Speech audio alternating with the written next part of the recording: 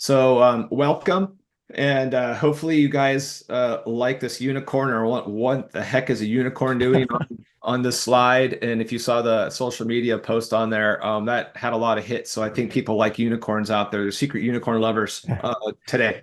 Yeah, So this is a free sales lesson. Rule number one of sales is to be memorable, and the unicorn definitely, I think, pulled that off. So, especially little sparkle stars too. That was a good touch, Patrick. So I want to introduce myself, then I'm going to introduce Patrick in just a moment, let him introduce himself. But I want to explain why this webinar is even happening because this webinar today is not just HTA certified integrators, which is our usual webinar series. That's your branded mindshare. This isn't that. This webinar is open to HTA dealers and kind of the whole universe too. This was a really important topic I wanted a lot of people to hear. So for those of you who don't know what Home Technology Association is, my name is Josh Christian. I'm the CEO. I run it. And as you probably know, we're in the association that created the standard of professionalism for the integration space.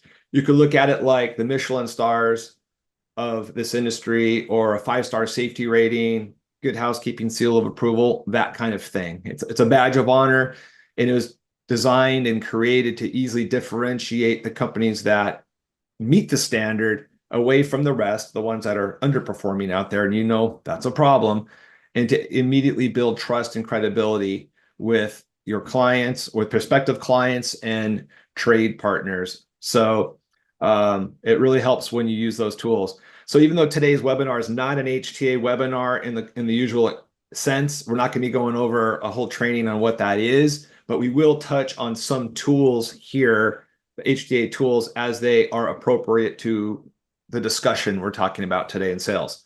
So why is this webinar now? Like, why wasn't this part of the 2024 HTA series? Well, the secret on this is Patrick and I have known each other since the 90s, industry friends. We hadn't seen each other in a while, so we were having some coffee a couple months ago, and just like kind of old buddies getting reconnecting and tell me about the sales training he's doing, and the things that he was telling me blew my mind. I'm like, oh my God, that makes so much sense, and it explains the problems that I see running the HTA in this industry quite a bit. So as I mentioned, I've known him since the 1990s. We worked together for over a decade at the same luxury integration firm in LA. And I always known, and I was a hunter, and Patrick was on sales, and we'll get into what that means later. Patrick will define that. But what I noticed and witnessed is Patrick was a really good salesperson, but he became a really great salesperson. And how he did that's going to be explained today. Our careers diverged in 2014. He went on to become a sales training guru, not just for this industry, but mainly for other industries too, actually. yeah, yeah, yeah. So yeah, so he's going to get into that. And in a nutshell, what I learned from just having coffee over a couple of times with them is that there's these 5 stages of the sales process, which were an eye opener to me, and they should be an eye opener to you. And the ones that do all 5 of them well are almost impossible. They're the unicorns. So therefore, now you know why the unicorn is here. It's you don't find these things. So now you'll know you're going to learn some interesting math today, and I'll let him get in, like 1 + 1 = 3 in this with what you're going to learn today. So knowledge. Before I turn over to Patrick, one saying that's really true: knowledge is power. And in today's webinar, if you apply what you learn here today, it's going to make you much, much more successful in your industry for sure. So that's why we're having this. It's a big thing for all of you to learn and use this information. Now I'm going to turn over to Patrick. Yeah, thanks, Josh. So, like Josh mentioned, I have about 30 years of sales experience in the technical sales, but also luxury home sales industry. I've known Josh about 20. In the last 10 years, I've spent coaching mostly subject matter expert, technical, and professional salespeople. And we have 3 areas that we focus on: better positioning, better people, and better processes. So we work with technology companies and lots of different industries on a one-on-one basis. And then as well as we've recently launched the Elite Sales Academy with Vital, which we'll talk about in a little bit, which is a group coaching program. This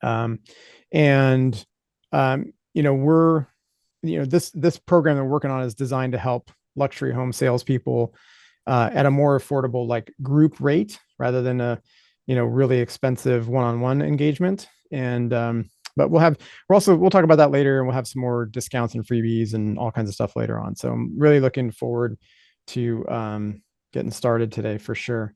So I guess we'll jump in here. Let me see. Yeah. All So right. Oh, yeah, questions. Yeah. Sorry. Go ahead, Josh. Go ahead. yeah, I'm gonna say if you have any questions, please use the Q&A session or button here in Zoom, and we'll either get to those at the end, or if it's on topic, we'll Patrick will work them into Yeah. here. Yeah. So Kind of keeping an eye on things as we go. So for sure. yeah. So to kind of kick off this whole conversation, Patrick, you work in the CI channel, but also other channels. What are you seeing in the market right now? Are you seeing the industry slow down? Yeah, so it really depends on the market, and it depends on the individual market that they're in, or the primary market, secondary market. It also depends on the company or the players on the team. What do they have in place? Do they have good industry partners already established?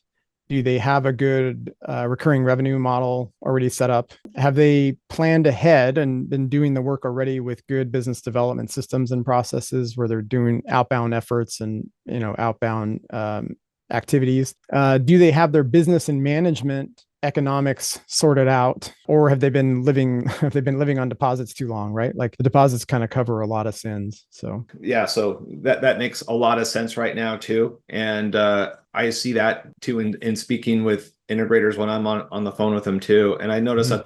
at the real high end luxury side of things, like those companies that have their stuff really together are actually doing quite well right now. But yeah, a lot of markets are softening up. So Mhm. if any of our attendees today are in a market where they're starting to see things soften or slow down, what do you suggest that those folks do right now? Yeah. So the unfortunate reality is that you're a little bit late to prep for this immediate cycle that we're in right now. But the good news is that the preparation you do now will pay off, for many, many years to come if you do the work that we're talking about. The other bit of good news is that there's going to be a flurry, and I'll explain why it's good news in a minute, but there'll be a flurry of temporary business development activity from your competitors if they are slowing down, but they won't stick with it. It's just short-term reactionary activity, and they'll give up the second it starts to get busy. They always do. We always see that. And the key is to plan and do the work now, and develop the habits for for the future. So if you are not at all prepped for this right now, you just kind of have to, we say, do it the hard way, but know that this is like the last time you'll do it the hard way, because you're going to start to put the things in place that we're talking about. So what does the hard way look like? It means, drum up short-term business the best you can, call your old clients, go one at a time, search and destroy and see how they're doing. There's, other ways you can utilize some articles and blog posts from third parties such as HTA. I know HTA has a nice blog post article that you can share that talks about how long do these systems last. So that's something maybe Josh can send out to you guys after. And then you got to just kind of tough it out with your cash reserves right now. So that's like the short term. But what we're going to do is we're going to build muscle memory to carry you through the next cycle. And if you get good at the outbound business development now, you're going to be much further downfield than the rest of your competition at the next slowdown, the next time it slows down. So you want to do that work now. Yeah, thanks. It's something that Patrick, you and I can relate to. The firm that we worked at, we weathered the 2008 slowdown. Yeah. That Yeah. sucked, right? But we hung on to, we worked at a pretty large firm, but we hung on to a lot of the Yeah. folks. And part of that is because we had a really good process back then of reaching out and talking to those trades a lot. So Yeah.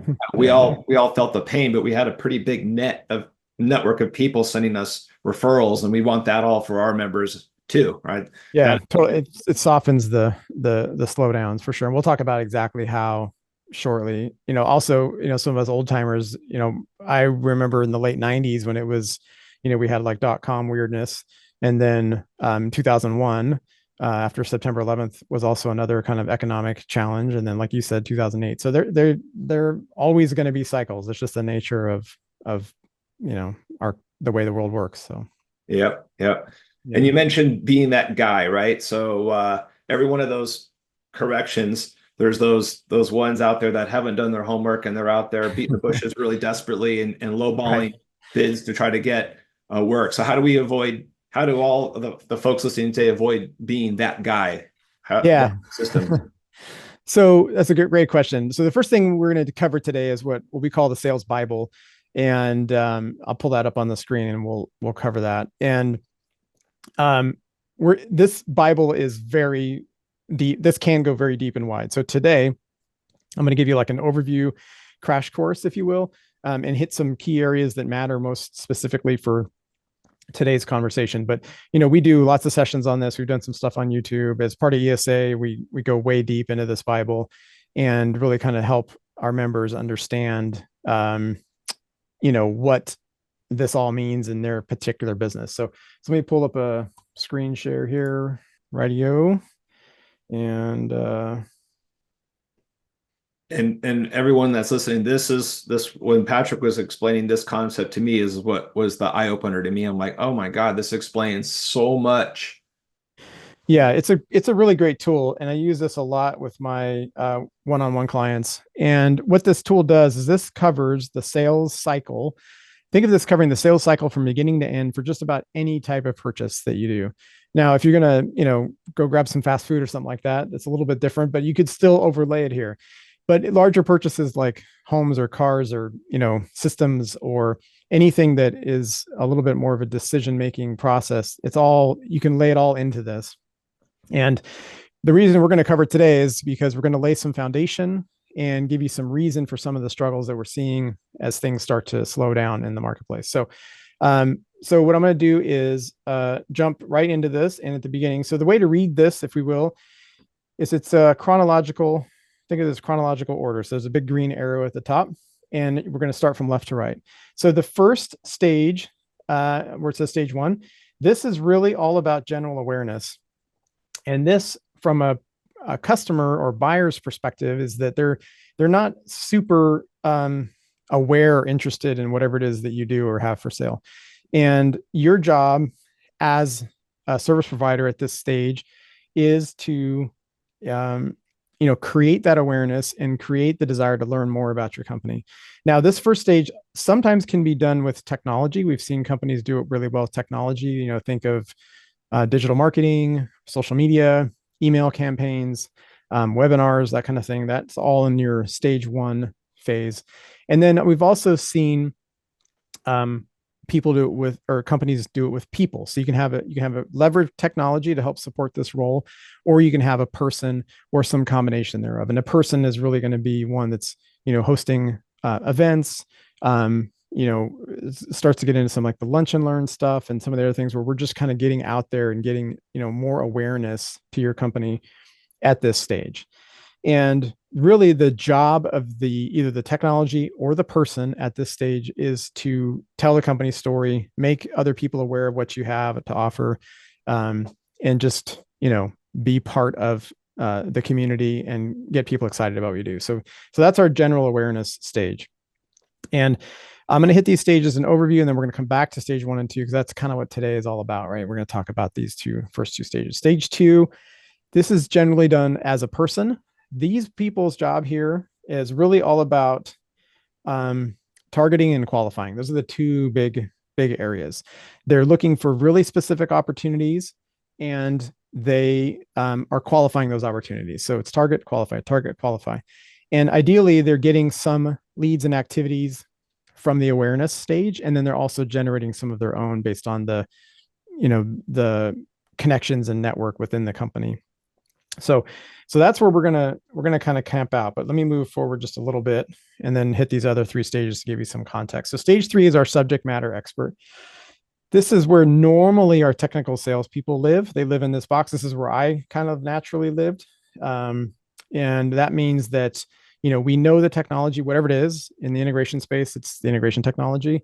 If it's manufacturing, they know that I work for like manufacturing companies, metal manufacturing, plastics manufacturing, all that kind of stuff.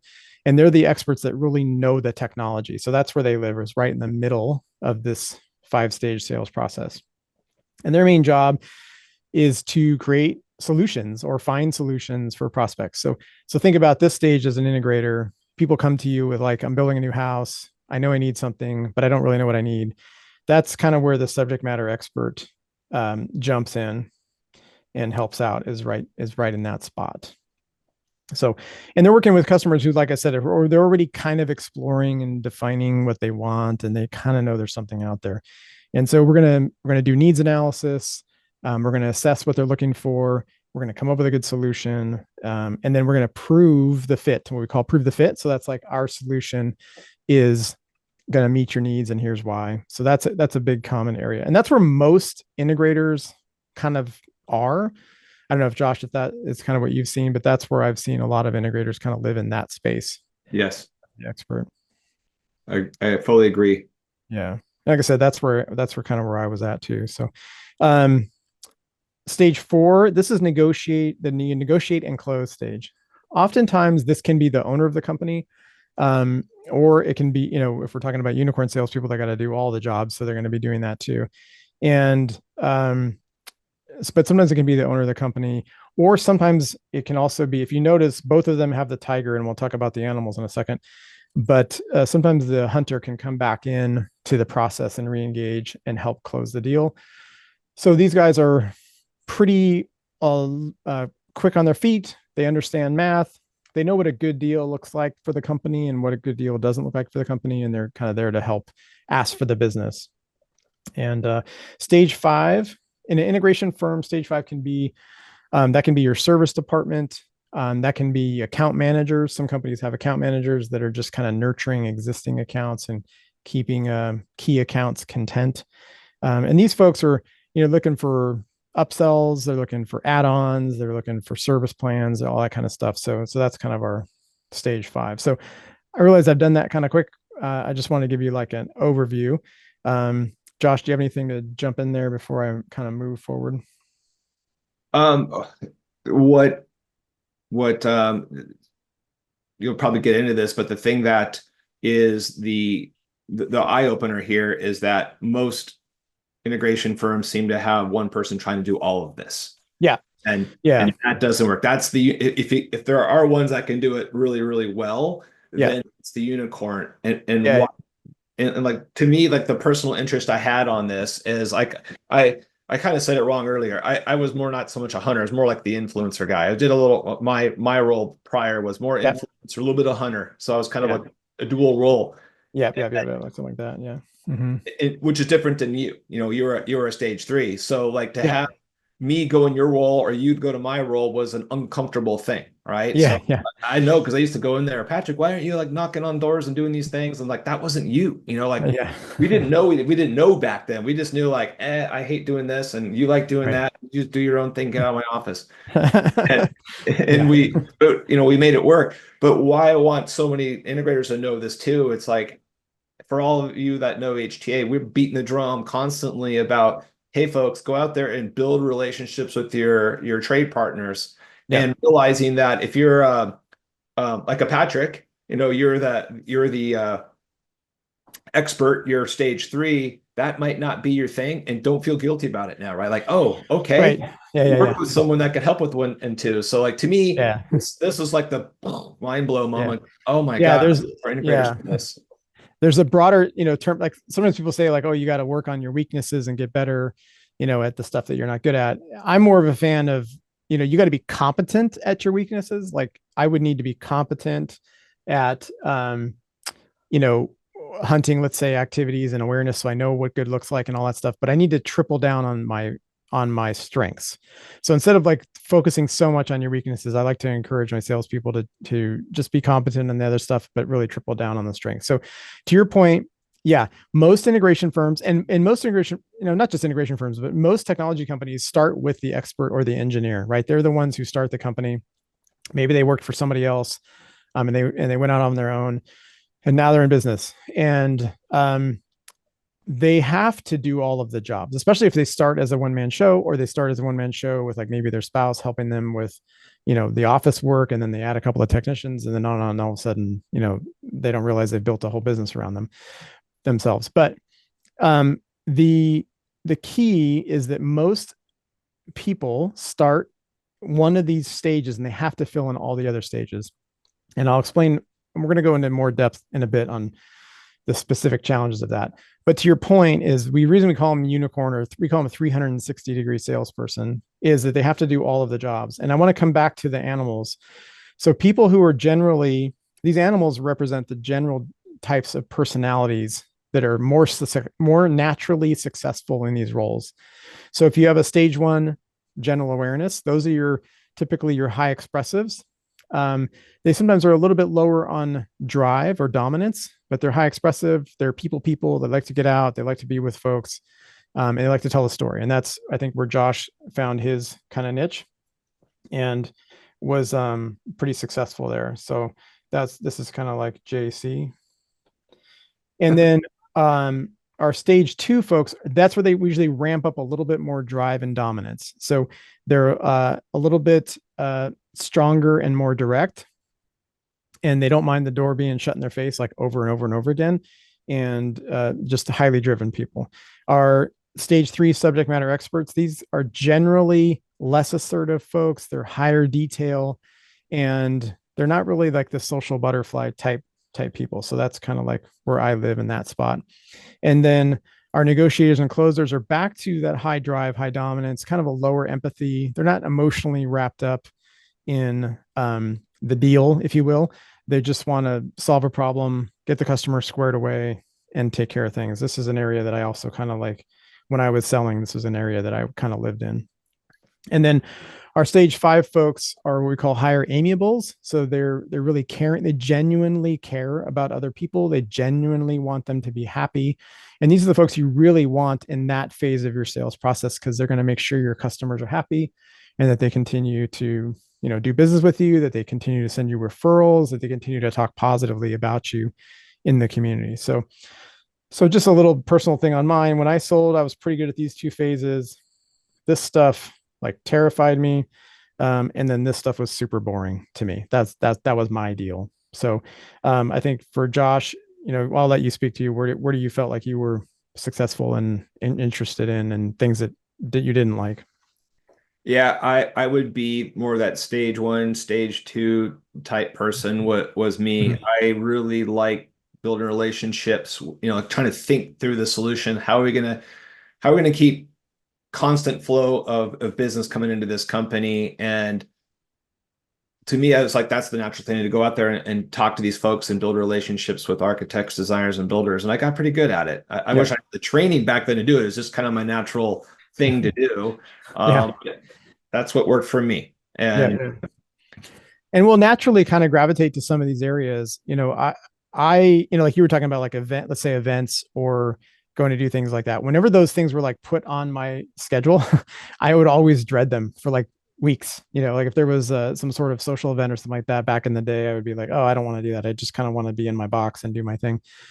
But I had to do all of the things in order to make the business work, because that's what we knew and that's how we started out. And again, this is not just limited to integrators. I work with a lot of different companies that do a lot of different technology, and it's pretty standard. We have our process engineers, our software engineers, our technical engineers, and then sometimes companies will put a burden on them to do new business development, and you're really kind of pushing the rock up the hill, because it's just not something that they're going to naturally want to do. And those activities get get pushed to the bottom of the barrel and the bottom of the timeline every single time. In yeah, much the same way, I wouldn't necessarily hire a super outgoing, gregarious salesperson to then lock them in a basement and have them build systems and design systems. Right? It just doesn't work. So anywho, now that we've kind of done that foundational work, I'd like to actually answer your question. Oh, one thing I want to talk about. So when we're in this stage of awareness, a lot of times people are like, where do I start and what do I do? This is an area for sure I want to talk about that HTA can definitely help you. HTA produces a lot of content, a lot of tools. I'll give you a plug here, Josh, and then you can probably speak to this much better than I can. But when you're looking for reasons to connect with people and you're looking for people to do outbound connections, HTA has quite a bit of things to support dealers in that area. So you want to I'll put something on the screen here for you. Talk about yeah, the design partner yeah. program. Thanks. this is like probably the longest part I'll talk about the HTA tools because I see how they fit into this matrix quite a bit. So for one thing, if for those that are listening that are not HTA certified yet, go out and do it. See if you qualify. You start an application online. And we'll get to that later. But the idea with this is it's kind of the foundation for success because they're like I said, what we do. We set the standard of quality, but it's designed to build trust and credibility, especially with trade partners as they're out there marketing to these folks. And I could, in too long of a story to tell you all this on the short webinar, but a lot of thought went into things like you see on the screen here, this HTA Design Partner Program. And just in a nutshell, what this is, I've been working with these trades since the 90s. And in my role here at HTA, interviewing architects, designers, and builders, like what do they hate about our trade? What would it take for you, architect, designer, builder, to bring an integrator to your project early and listen to what they were looking for and the attitudes and the behaviors to avoid, and we bake that into a code of conduct, which is an opt-in thing we call HTA Design Partner. So I won't get into it fully here, but for those integrators out there, we're really looking to start this and build some credibility and trust. If you're going to do, especially in stage 1, stage 2 sales, get HTA certified. It helps compress the time it takes to meet someone, to turn them into giving you business early. Get certified, opt into this design partner program, which is a free opt-in for HTA certified dealers. So, once we have a suggested elevator pitch, and when an architect, designer, builder hears this, it's a new way to approach them because most integrators, well, every integrator that's not HTA does the same thing. Doesn't matter if they're a trunk slammer or the best integrator in town. We got the best brands, the best service, the best programmers, the best techs, blah, blah, blah, blah, right? It's the same thing. So they're all saying the same thing. Stand out. Say, hey, we're one of the few percent that meet the standard. Here's what the standard is. It's published. When they read that, they go, why, this needed to happen 20 years ago. Where you been all my life, right? So for those that hear that works. This also kind of going on with this slide here, the design partner program.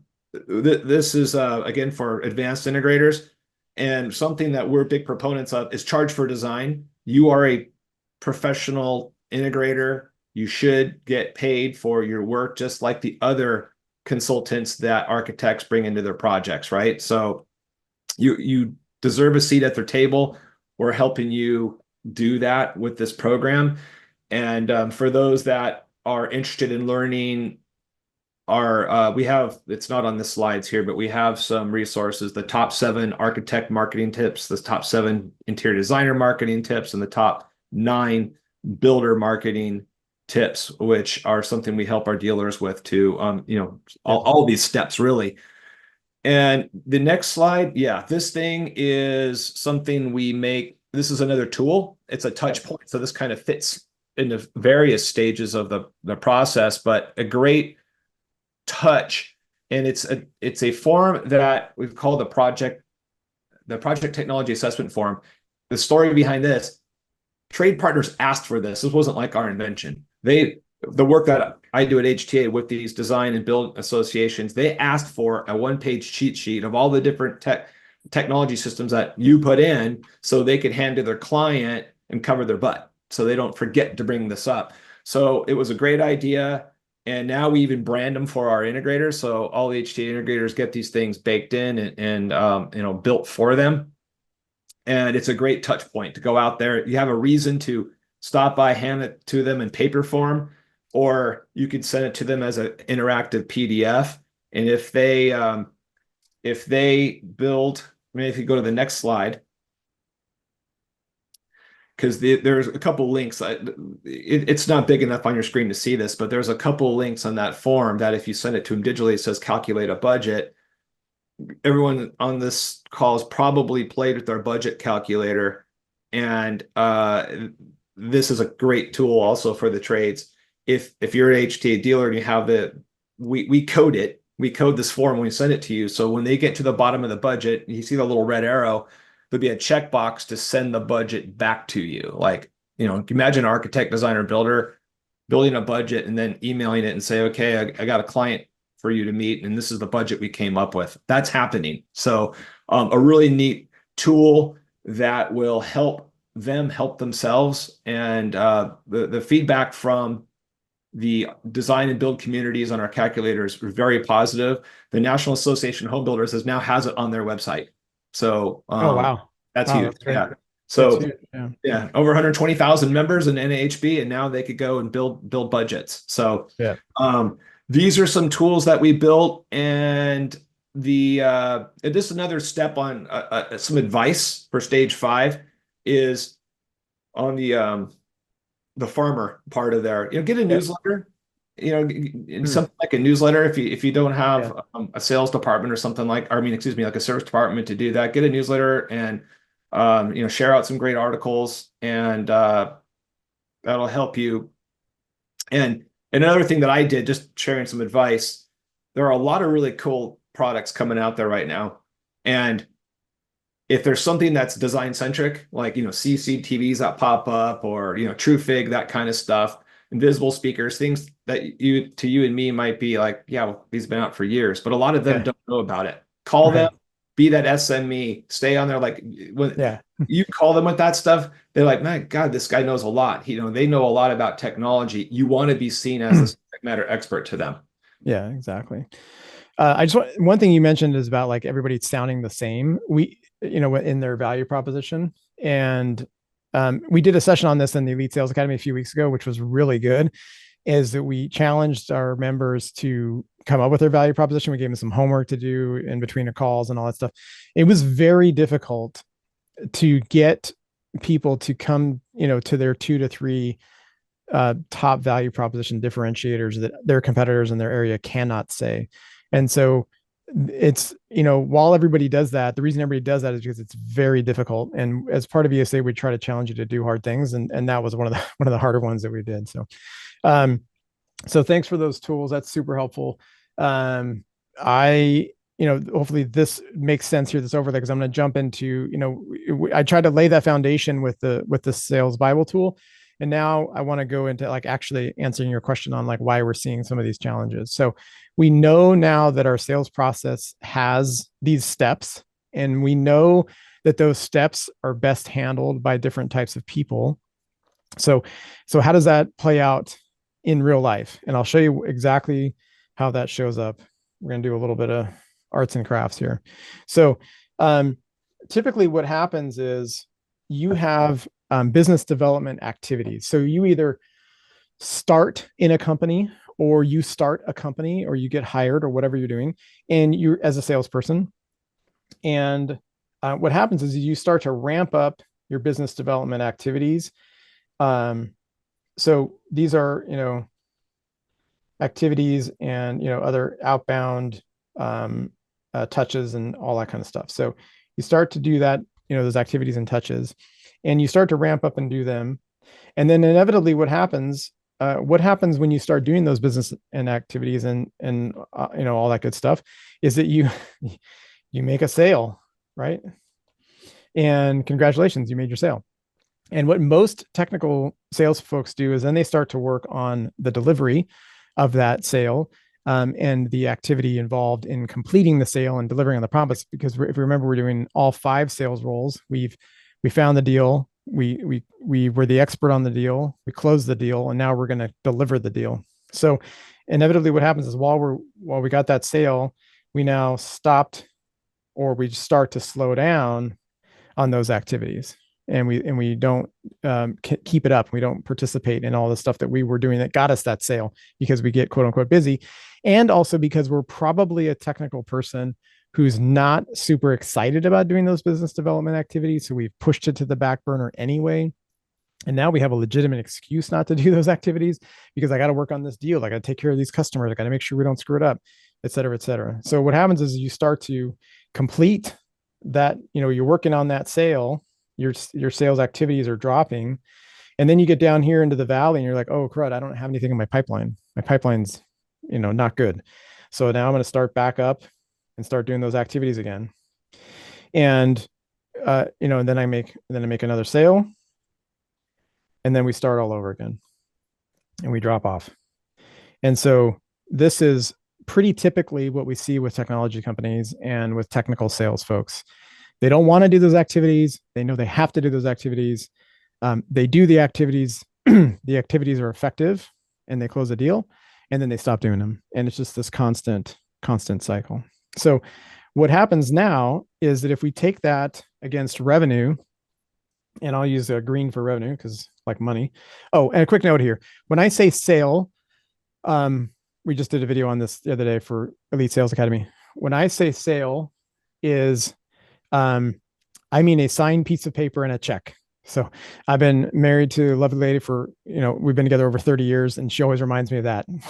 Signed piece of paper and a check. So if I tell her I did something really great, she's like, where's my check? Where's my signed piece of paper? So that's what a sale is.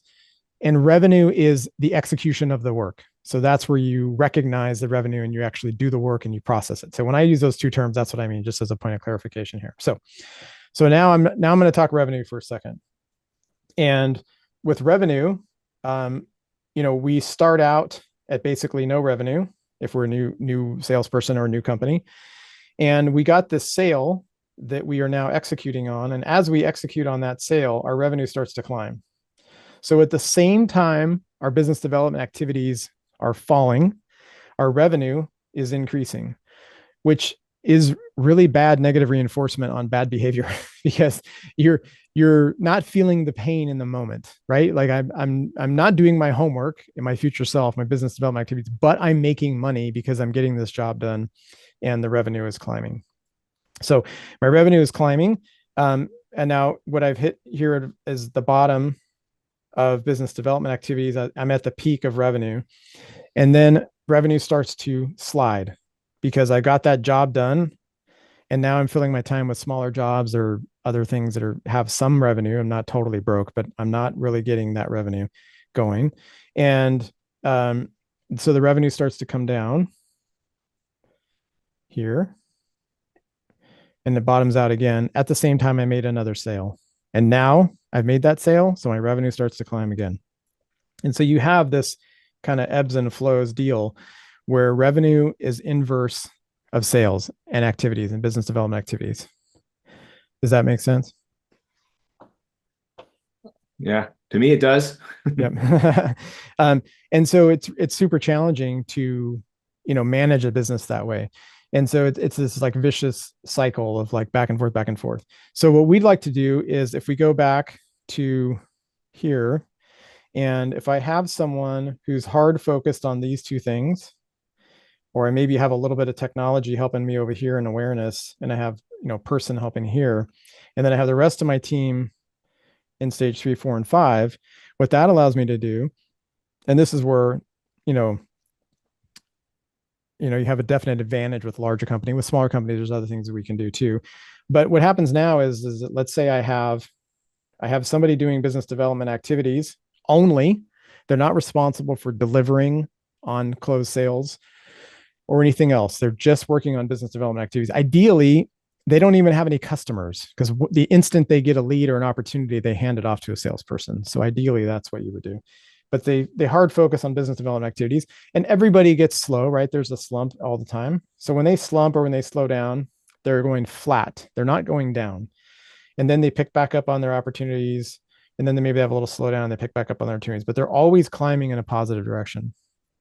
And then what we have is our subject matter expert or the rest of our team working on actually closing those deals and delivering on those deals. They're going to track along with them.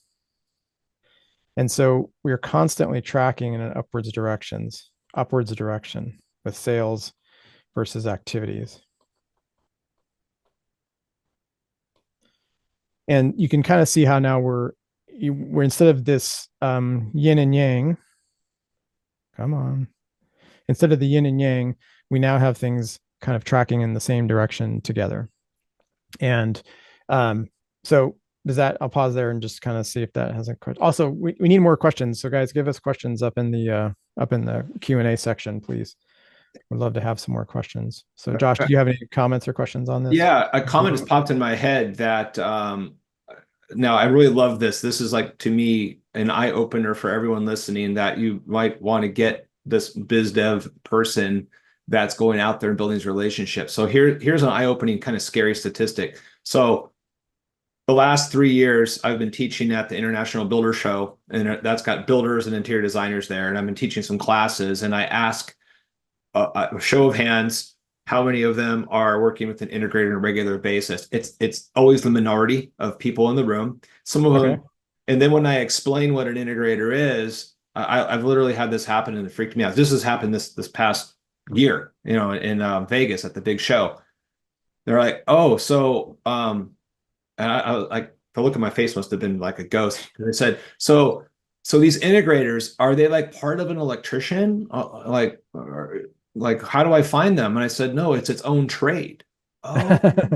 so and these are like, wow. And what that tells me, it's not that they're idiots, but and going back another story a couple of years ago, this was at a buying group conference. This goes back to 2019. And I was invited to a buying group conference, and they had architect panelists at both of them, and both of them were epic fails. It was really it was like watching The Office, that secondhand embarrassment of Cringeworthy. Yeah. very cringe, right? Because you had these architects that were amenable to be there and have this conversation with an audience full of integrators, and moderated panel. Everybody had a microphone, and the conversation was talking past each other, and the architects couldn't understand, like, why would I need to bring an integrator into their project early? And I'm like, what the heck is happening here? How are we? And this is in case 2019.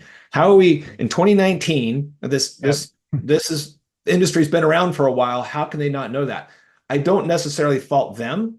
I fault our industry because Sure. there's too many stage 3 folks, right? Or too many experts that are not out there talking about this industry. And I cleaned up out here in LA because I was that guy doing it there. And I thought everybody else is doing this. No, they're not. So there's a lot of blue sky out there of folks that don't have an integrator that they know and rely on. And if you're a good one and you follow HTA best practices and things and kind of learn from all the brain trust that we have here, oh my God, there's so much room out there for a really great relationship. So take this Yeah. to heart and maybe get that biz dev person that you don't have yet to go out there and do that. And then you do your thing. Like, you be the Patrick, you be the expert, but get your stage 1, stage 2 thing figured out and look out. You're going to really see crazy new success. Yeah. And I was talking to another client just this morning, actually, before we met, he's at a different phase in his company where he's thinking of, like, what does retirement look like in 5 years or 4 years? And he's in an area where he's got to replace himself. And he's primarily been, kind of in this area. And so we're talking about, okay, what does it look like to supplement that with stage 1 and 2, so that he's not the sole breadwinner in the company and he has a little more flexibility to, do something more that he wants to do. And, I've worked with a lot of companies in that phase, kind of getting companies to that owner replacement phase, right? Where we don't have any sales processes documented. So we build a playbook, and then, we don't have a really good team in place. The owner of the company is the primary revenue generator. So these are areas. So if there's anyone on this webinar that's in that stage, that's another thing you got to think about is, what does this look like when you want to slow down, or when you want to travel the world, or when you want to retire? How do you replace yourself in the sales revenue generation direction? So, more questions? Any more questions in the Q&A? No questions in the Q&A. Okay. But that, yeah, totally makes sense. Mm-hmm. So I'll do a little, I think, let's pause here. Stop this and come back to it. So just, kind of a quick summary back to the unicorn thing. So if we look at the old way of doing things, we have this 360-degree salesperson and the activities that they're naturally inclined to do. Are they a hunter? Are they an expert? Are they a farmer? They're going to have with that as their natural style and their natural preferred activities. The old way is we have this, we task someone to do all 5 stages. Some stages are going to get done well. Some stages are not going to be done well. And especially in smaller companies, I often hear, like, oh, does that mean I need 5 different salespeople? No, you don't need 5 different salespeople. But, you can leverage technology in phase 1. You can leverage your service department in stage 5. You can do some team selling in the middle. Like there's lots of ways to do things so that you can free up your people to be in their highest and best use, or use their superpower, or whatever, methodology you subscribe to. The really interesting thing that I've seen is that if you have an integrator, or take that back, if you have any technical salesperson that's responsible for all 5 stages, there seems to be a natural capacity limit of 1.5 million to 2.5 million in revenue. And it doesn't matter what industry you're in. I've seen it in integrators, I've seen it in engineers, I've seen it in software companies, I've seen it in manufacturing. If you're responsible for all 5 stages, that's your number, $1.5 to $2.5 million. And that's our unicorn person, right? We've been talking about. And the challenge with that, you have 2 challenges. Let's say you're a $5 million company and you want to make it to $10 million. If you've built your system around what we've talked about today, you're doing 5 million with a couple of sales generators, and you want to go to 10 million. Now you have to go find 2 more unicorns. It's very hard to scale businesses that way. If you're at 5 with 2 people and you want to go to 10, you got to go find 2 more unicorns, and unicorns are hard to find. They're very localized. If anyone on this webinar has tried to hire a salesperson from another market, it can be kind of challenging because you're trying to hire a technical salesperson who has their little network and try to get them to move markets. That's always tricky. Or you end up into a battle with someone in your own market, and that's kind of messy. Nobody wants to deal with. So scaling and growth is really tricky. The other thing that's really tricky is replacement. If you're a $5 million company and one of your unicorns leave, you have a huge hole in your sales pipeline. And because our sales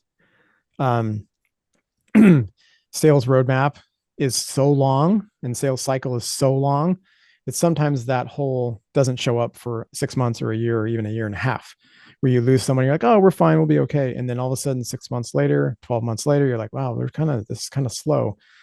And now we got to go out and find another unicorn. So, so for growth and replacement, it's really tough.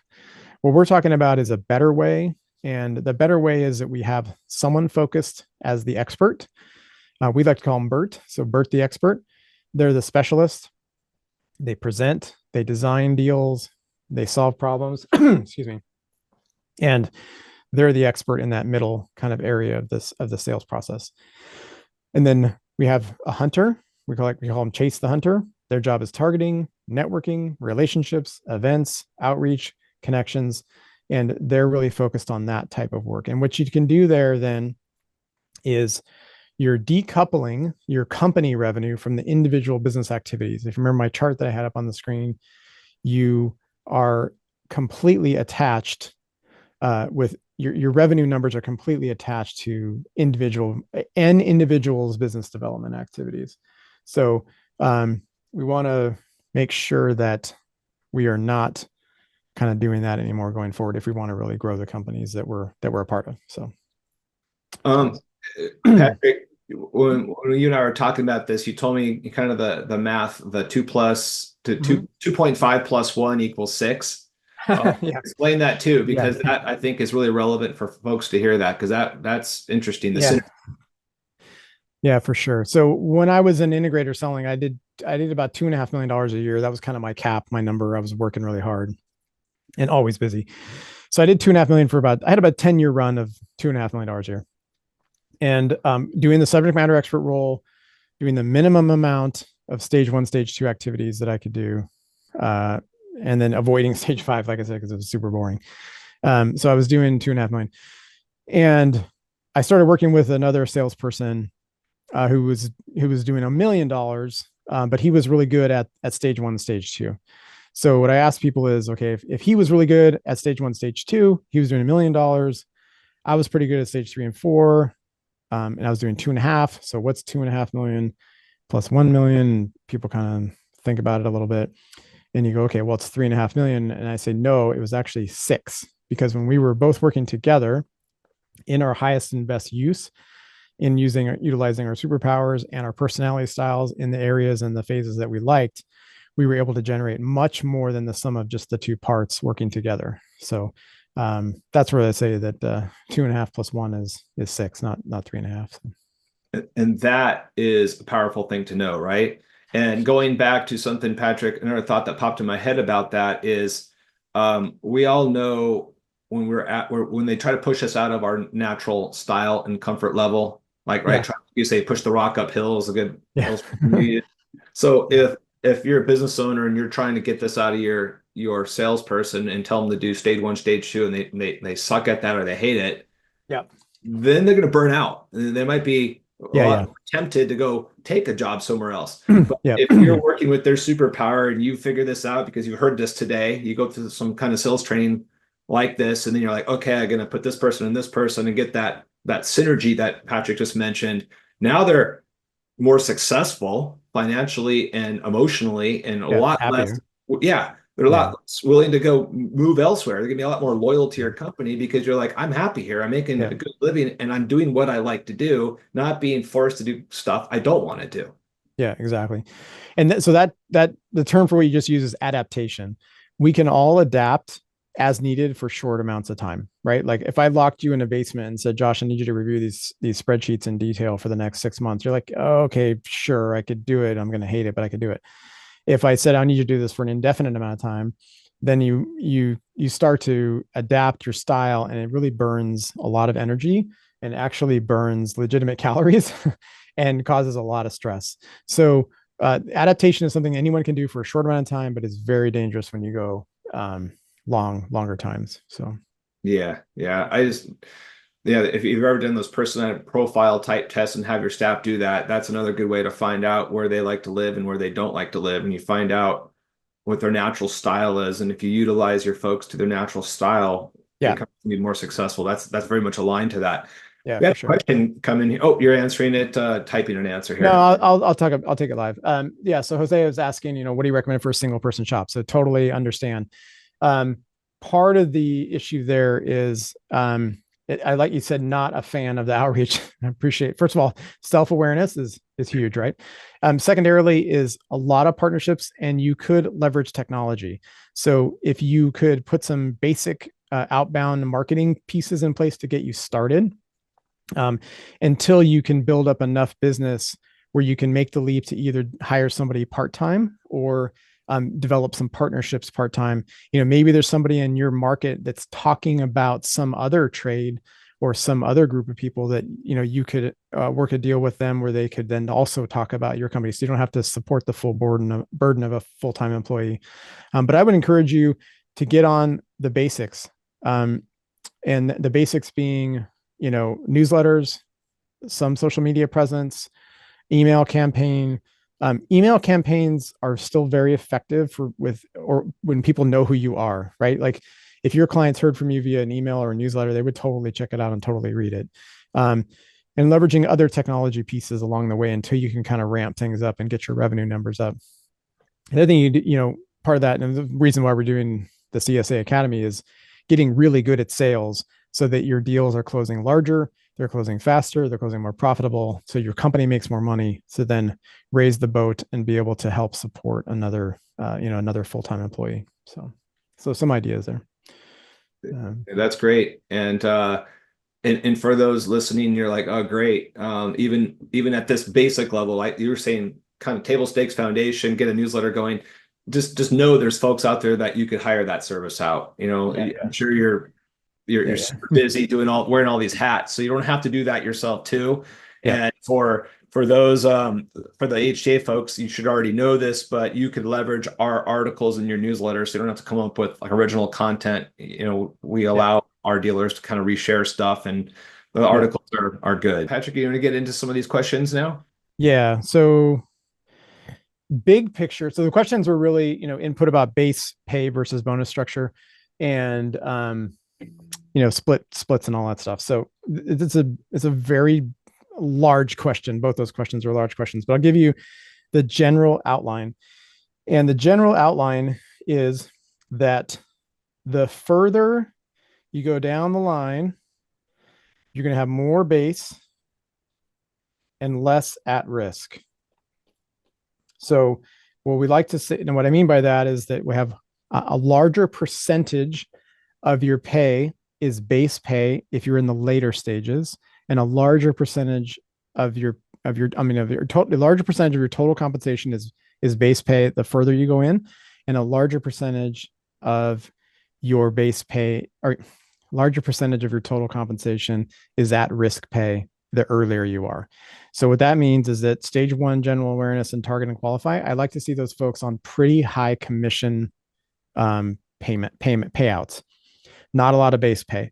A lot of people will hire a hunter and pay him 80 or 90K a year. That's what that's what I did when I first had my company. I hired a hunter and I paid him a ton of money at the time. And I netted nothing because they weren't hungry enough. So I like to see my hunters especially pretty hungry. Now, stage one awareness, like we talked about, that might be some technology and some people stuff. And sometimes this is the same person, especially in a smaller firm. So I'm just going to treat these as similar, which is lots of at-risk pay. So small base pay. And then I like to pay a lot on activities you want more of. So if you want meetings, if you want events, if you want touches, if you want all that stuff, highly incentivize that stuff. And then I usually like to give them a little bit of incentive tied to the overall growth of the company. So total revenue, total new sales, percentage growth, whatever. So a lot of at-risk pay on this side of the page, a lot of base pay on this side of the page, but I like performance pay in here. I like to have my engineer brains have a little piece of the action. Now, if we remember, they're analytic owls. They don't like risk. So they don't like a different paycheck every time. They like stability. They like, routine and pattern. So for those folks, what we do is we have a standard base pay, but we give them a little piece of the action for the stuff that they're working on. And the biggest reason to do that is that if this thing starts working, you're going to be piling more work on them. And so we want them to be incentivized to like that additional work. Same with the rest of your production team. I see so many companies that don't incentivize their production folks at all on the growth of the company or the total revenue. And so what's their incentive to do more work? You're going to keep piling on the work, but they're not incentivized to do more work. So same thing with our SME experts. These might be salespeople. They might be system designers, engineers, what I call client ready engineers. So engineers who are actually in front of clients, not engineers that are locked in the basement doing drawings. So a little bit of base pay there. And then our farmers for sure. We want a little bit of incentive for upsells, add-ons, change orders, takeovers, fixes. So all that kind of stuff is a little bit of incentive on that. So that is the Mike and Mike. That is the crash course on this. I will tackle. There was another thing mentioned kind of about splits. So a word on splits is what we like to do is sometimes we do this. It depends on the company and the economics of all that. But sometimes what we'll do is we'll calculate a total commissionable amount, which is based on your cost of sales, which is based on your revenue model and all your economics of your business. But let's just say you have a total cost of sales. And then I like to put about 20% of that on the front of the here, and then about 80% of it, actually like 80% of it here if it's an actual subject matter expert salesperson. So we get what we call lead attribution. So these folks are incentivized on a commission for an individual deal, for going and finding that deal and bringing it into the company of approximately 20% of the total nut. So you have a small base pay so they can eat. You put a 20% performance pay on deals, and then you can shore in some other metrics and incentives in terms of like how many meetings they booked or what kind of lunch and learns that they have, or whatever kind of activities you want to do. It's just activities. So again, super crash course. I could do this for 4 hours on this one exact question, but I hope that helps Mike and Mike. Thank you very much. That sounds good. It looks like that's the only questions we have now. We're 6 minutes past. Does anybody else have a question they want to add here before we cut it? While we're waiting for that to come in, this is being recorded, and a link will be sent to all because we have a registration.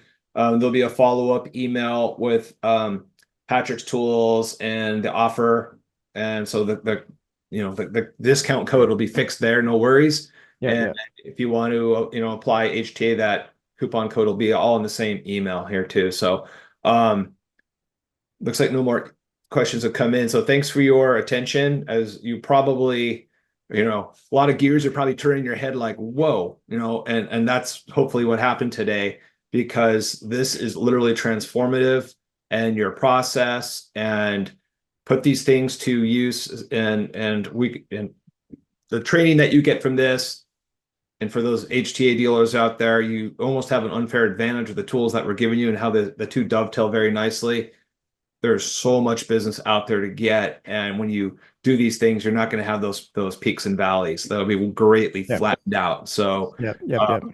thanks everybody for your attention today. Thanks, Patrick. This has been a great webinar. And I think I'm going to take this elite sales. I'm not in sales anymore, but I'm just so blown away by this. I got to do it. And I just got to learn it, because I wish I knew this back in the 90s. I know. I've been talking about that a lot. Like there's all these great Holy resources crap. now that we didn't have back then. Oh, That's yeah.